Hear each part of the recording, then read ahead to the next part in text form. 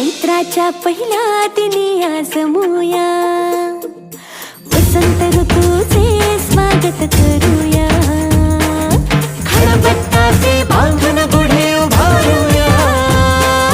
रांगोळी काढूया, फुगडी खेळूया, श्रीखंड पुरीचा नैवेद्य वाढूया, रांगोळी काढूया, तोरण बांधूया, नवीन वर्षाचा आरंभ करूया, चला साजरा करूया गुढी पाडवा,